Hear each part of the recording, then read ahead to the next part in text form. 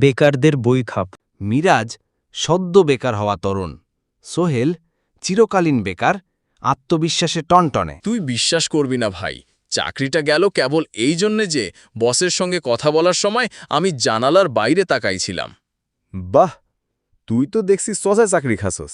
চোখে না রে ভাই, কপালে খাইছি। বস বলল, তুমি সারাদিন বসেই থাকো। আমি বললাম, দাঁড়ায়া করুন নাকি। তুই তো দেখি বসকে বসানোর ট্রেনিং দিছস। 3 মাসে 3 বার বেতন কাটছে, কারণ আমি নাকি গম্ভীর না।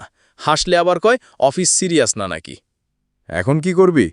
চিন্তা করছি ইউটিউব চ্যানেল খুলুম, নাম রাখুম বেকার ব্রাদার্স। হেই তো দারুণ! আমি হুমু তোর পার্মানেন্ট কো-হোস্ট। আমার তো বেকারিতে 5 বছর অভিজ্ঞতা। প্রথম পর্ব হইব বেকার থাকিলে কি কি সুবিধা। যেমন ধর, ঘুম ভাঙে দুপুরে, কারণ দুঃস্বপ্নও আলসামিতে পড়ে আসে না। আর বান্ধবী খোঁজার টাইম ফ্রি থাকে। আর বান্ধবী খোঁজে চাকরিজীবী স্বামী। তুই এখন কি করবি? চাকরি না, এমন কিছু খুঁজতেছি যাতে আমিই বস হই। যেমন মাছ ধরা। মাছ ধরবি? না, ইউটিউবে ভাবের মাছ ধরা টিউটোরিয়াল দিব। কলজার মাছ কিভাবে ধরা যায় সেটা দেখামো।